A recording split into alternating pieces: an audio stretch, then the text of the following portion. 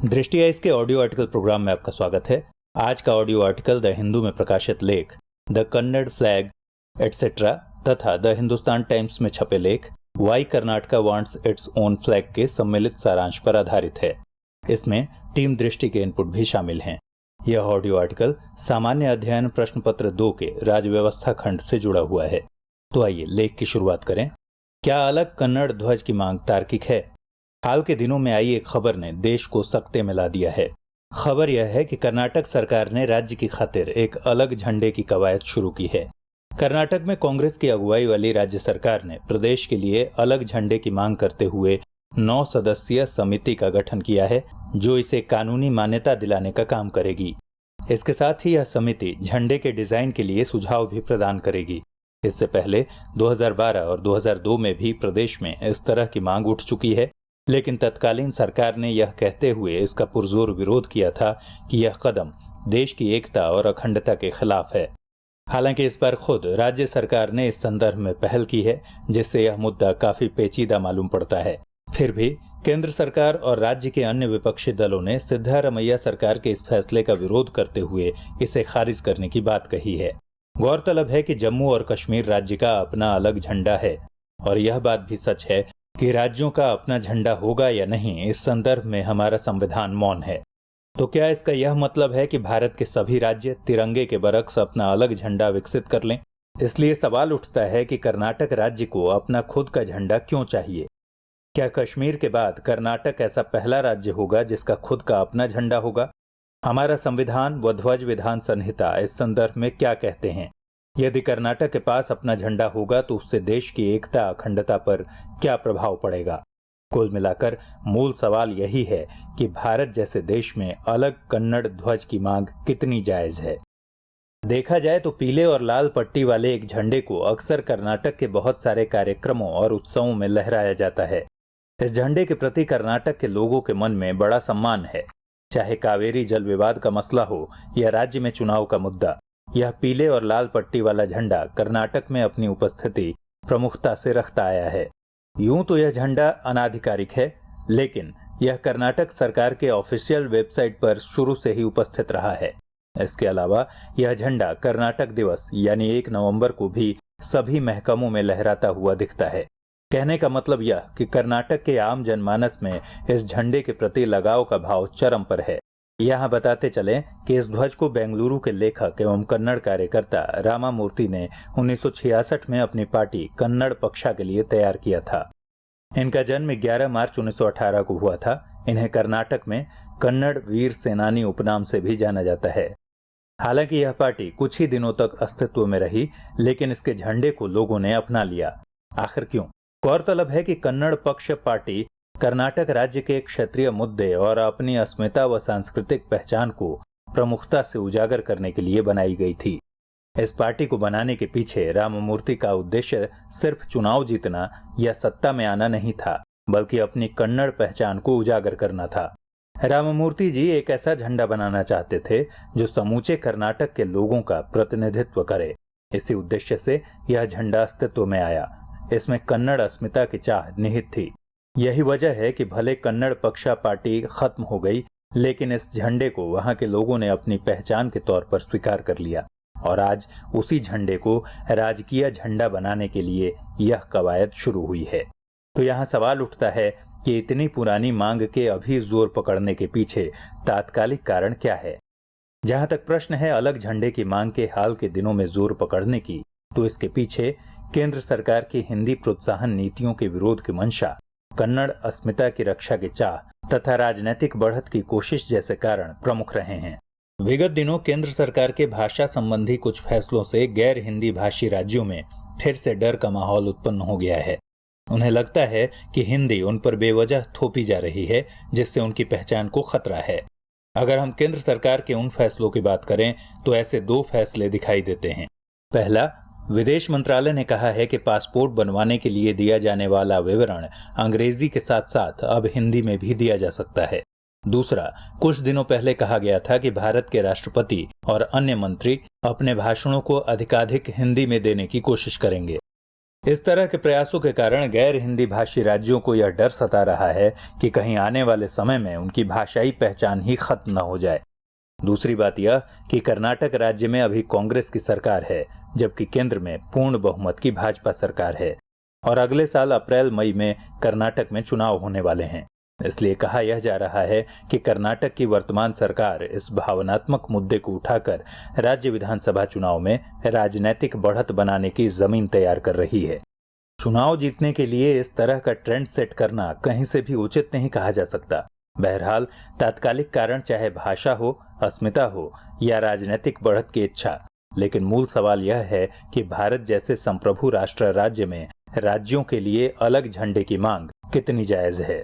इसके नतीजे अच्छे होंगे या खराब होंगे। जो लोग राज्यों के अलग झंडे होने का विरोध करते हैं, उनका एक तर्क यह होता है कि इससे हमारे राष्ट्रीय ध्वज के सम्मान में कमी आएगी। यह पृथकतावादी सोच को बढ़ावा देगा। अगर कर्नाटक राज्य की मांग मान ली गई तो इसके बाद कमोबेश सभी राज्यों से ऐसी ही मांगे उठेंगी और इससे अंततः राष्ट्रीय एकता और अखंडता को गंभीर खतरा होगा। अब यदि देखा जाए तो इस तर्क में कुछ सच्चाई जरूर है।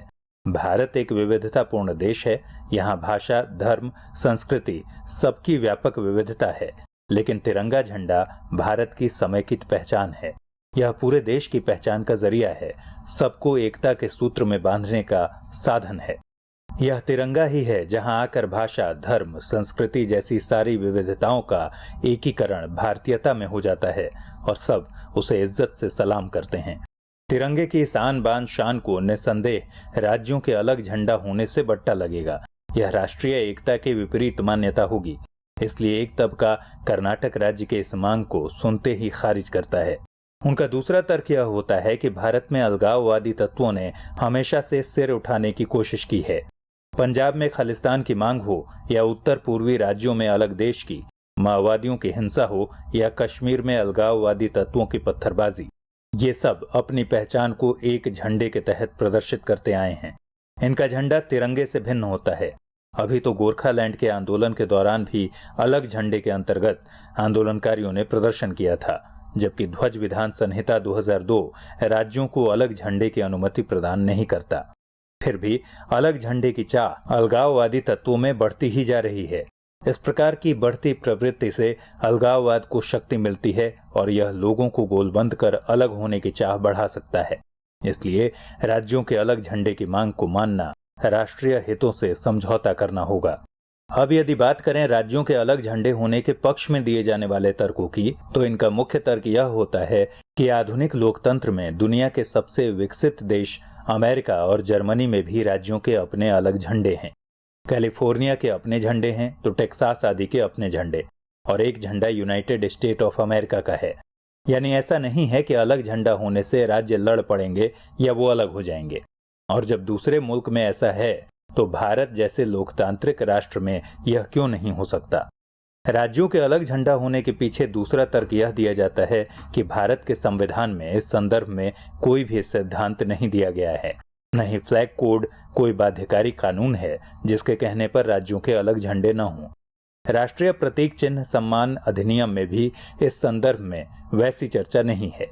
इसलिए कश्मीर के अलावा यदि किसी और राज्य का झंडा होता है तो यह संविधान के विपरीत कदम नहीं होगा। इसके पक्ष में तीसरा तर्क यह दिया जाता है कि जब राज्यों के अपने अलग स्टेट एंथम हो सकते हैं तो फिर स्टेट फ्लैग क्यों नहीं हो सकते। कर्नाटक राज्य का अपना एक अलग स्टेट एंथम है जिसे 2004 में स्वीकार किया गया। ऐसा नहीं है कि सिर्फ कर्नाटक राज्य का ही अपना अलग एंथम है, बल्कि अन्य राज्य भी हैं जिनका अपना अलग एंथम है, जैसे तमिलनाडु, आंध्र प्रदेश, तेलंगाना, असम, ओडिशा और गुजरात।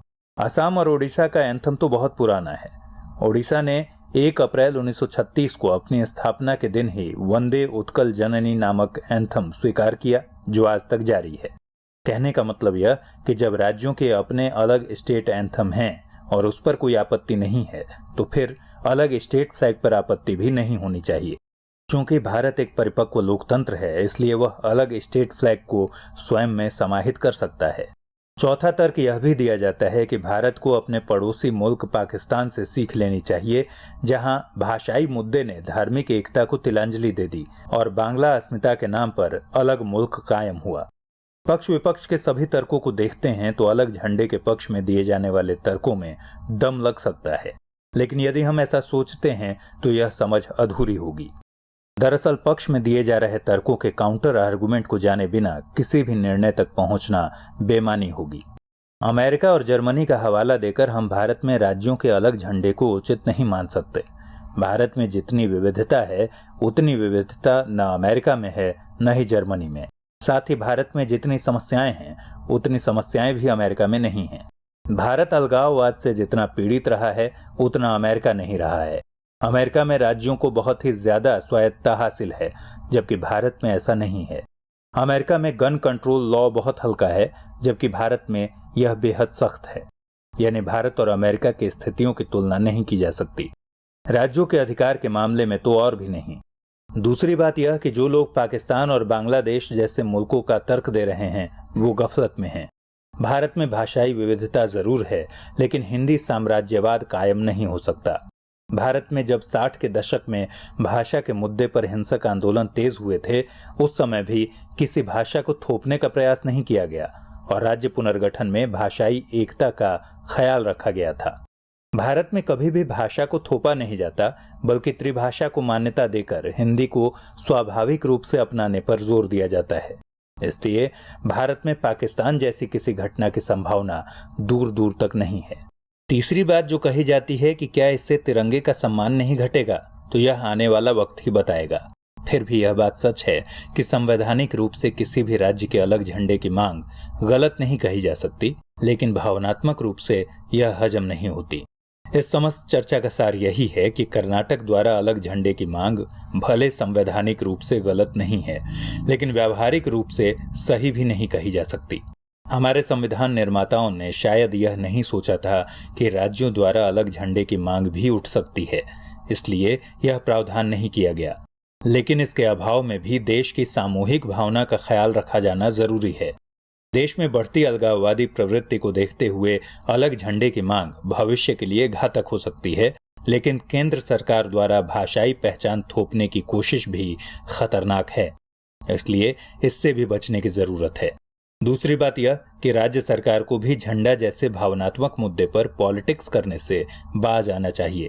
हमें यह नहीं भूलना चाहिए कि झंडा सजावट के लिए इस्तेमाल होने वाले कपड़े का एक टुकड़ा मात्र नहीं, न ही यह किसी वस्तु की महत्ता बढ़ाने वाला एक साधन मात्र है, बल्कि झंडा तो एक विचार का द्योतक है और आदर्श का प्रतिनिधि होता है। किसी भी देश का परचम उसकी आन बान शान का प्रतीक होता है। किसी भी आजाद मुल्क का झंडा उसकी पहचान होता है। झंडा देश की एकता, अखंडता और संप्रभुता को दर्शाता है। यह झंडा है जिससे देश का हर एक नागरिक आपस में जुड़ाव महसूस करता है। जैसे हर संप्रभु राष्ट्र का एक झंडा होता है, वैसे ही भारत का भी एक राष्ट्रीय झंडा है जिसे तिरंगा कहते हैं। यह भारत के लोगों की आशाओं आकांक्षाओं का प्रतिरूप है। यह हमारे राष्ट्रीय गौरव का प्रतीक है। इसके अपमान को राष्ट्र का अपमान समझा जाता है, इसलिए इसे फहराने के वास्ते अलग से फ्लैग कोड निर्धारित है। इस तरह भारत में तिरंगा के समान कानूनन कोई दूसरा झंडा नहीं हो सकता। हाँ, राज्य विशेष के लोगों की अभिव्यक्ति में तिरंगा के अलावे भी एक अलग झंडा हो सकता है, लेकिन उससे सरकार द्वारा कानूनी मान्यता नहीं दी जा सकती। आइए अब नोट करें आज का सवाल। सवाल है, क्या कर्नाटक सरकार द्वारा अलग झंडा बनाने की कवायद उचित है? इसके पक्ष विपक्ष का वर्णन करते हुए कश्मीर राज्य को धारा 370 के तहत दिए गए अलग झंडा के अधिकार से तुलनात्मक मूल्यांकन कीजिए। प्रिय व्यूअर, यदि आप दृष्टि आईएएस के YouTube चैनल पर लगातार अपलोड हो रहे नए कार्यक्रमों की सूचना और लिंक अपने पर्सनल व्हाट्सएप नंबर पर पाना चाहते हैं, तो कृपया आगे की स्लाइड में दिए गए नंबर पर अपना व्हाट्सएप नंबर भेज दें। दृष्टि आईएएस की टीम प्रोग्राम अपलोड होने के तुरंत बाद आपके व्हाट्सएप नंबर पर वीडियो का लिंक प्रोवाइड कराएगी। साथ ही आपके नंबर पर हम भविष्य में जारी किए जाने वाले प्रोग्राम्स की पूर्व सूचना भी उपलब्ध कराएंगे। इससे YouTube चैनल का नोटिफिकेशन न मिलने जैसी समस्याओं से आप मुक्त हो जाएंगे और हमारे सारे वीडियो लिंक क्रम से आपके पास सेव हो जाएंगे, जिन्हें आप अपनी सहूलियत के मुताबिक देख सकेंगे। दृष्टि आईएएस YouTube चैनल का व्हाट्सएप नंबर है 9205885191। आपको करना बस इतना है कि दृष्टि IAS टाइप कर हमें व्हाट्सअप कर दें।